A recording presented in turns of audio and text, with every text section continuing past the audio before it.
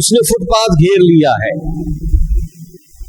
ये उसके रिस्क में हराम शामिल कर देगा।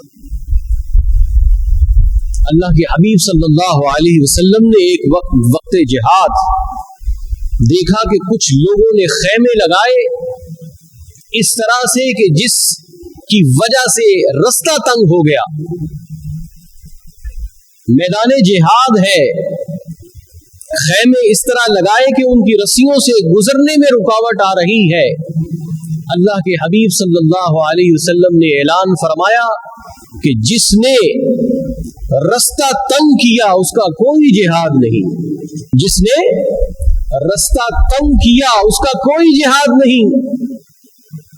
अब मैदान जिहाद है, वहां तो अफरा तफरी का आलम होता है,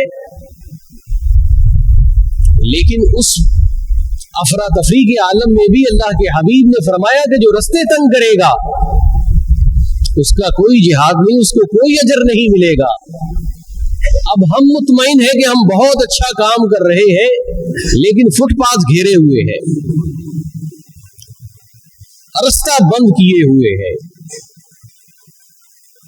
हमारी तिजारत, अब बारिश के दिन है, रास्ते में रेडी लगाई है, पीछे थोड़ा सा सूखा रास्ता है, लोग उस तरफ से गुजर रहे हैं, तो अब रेडी वाले को ये गवारा नहीं है कि ये इधर मेरे पीछे से क्यों गुजरते हैं। वो फौरन बेंच उठा के इधर यूं रखेगा कि इधर से लोग ना आए, उधर पानी से ही लोग जाएं। ऐसा देखने में आता है या नहीं? जब हमारा तौर तरीका ऐसा है कि हमने इंसानियत नहीं सीखी, तो हमारी इंसानियत के बगैर जितनी भी हम अमानतदारी दिखाएं उसमें कोई बरकत नहीं होगी, उस कमाई में कोई नूरानियत नहीं होगी, वो कमाई हमें अल्लाह के यहाँ मोतबर नहीं करेगी कि हम नाजायज जगह पर खड़े होते हैं और जायज काम करते हैं। जायज काम, जायज तरीके से, जायज रवैये से, हर तरीके से उसको देखना पड़ता है।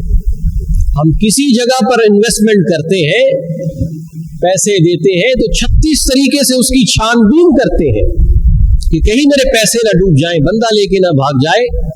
जब हम तिजारत करने बैठे हैं, रिज़्क़ हलाल कमाने के लिए बैठे हैं, तो फिर हम एक आंख बंद क्यों कर लेते हैं? अपने मामले पर हम दोनों आंखें क्यों नहीं खुली रखते? अपनी तिजारत को हर तरीके से हम खुद तफ्तीश क्यों नहीं करते, उसकी छानबीन क्यों नहीं करते? हमें अपने माल के लिए सिर्फ माल ही चाहिए। हलाल माल का तसव्वुर हमारे यहाँ ये है कि बस जो मैं चीज बेच रहा हूं, ये चीज बेचना शरअन जायज है और बहुत अच्छा काम कर लिया तो नापतोल में कमी नहीं कर रहा। बाकी मैं कैसे खड़ा हूं, मैं कैसे डीलिंग कर रहा हूं, उसमें मैं क्या छुपा रहा हूं, क्या दिखा रहा हूं, वो हमें बिल्कुल भी जो है वो उसकी परवाह नहीं होती। एक मुर्गी वाला है, वो सिर्फ मुर्गी की खाल उतारेगा और उसमें से कुछ गलाजत निकालने के बाद वैसे रख देगा उसको। आप खरीदने आए, वो तमाम आलाइशें जो उसके अंदर लगी हुई है वो उसके साथ वजन करेगा, और जब वजन कर लिया, अब उस वजन के पैसे आप देंगे, अब वो छुरी लेकर बैठ जाएगा, अब उसको काटेगा, जगह जगह से उसमें से चर्बी निकालेगा हर तरीके से। क्यों? कि ये जो आलाइशें वो निकाल रहा है ये भी बिकेंगी। ये वाज़े तौर पर समझ ले कि ये हराम है। बंदा जो आपसे गोश्त लेने आया है, आपने जो चीजें उसको वजन कर कर दी है वो उसी की है, उसमें से अगर आप काट पीट कर ये आलाइशें निकाल लेते हैं और इसको दोबारा से बेचते हैं तो ये हराम है। मुर्गी वाले ने वजन करते हुए डंडी नहीं मारी, लेकिन जो बाद में उसमें से निकाला है ये ऐसा ही है कि जैसे इसने अपने कांटे में बेईमानी की है। ये हराम फेल का इर्तिकाब किया है।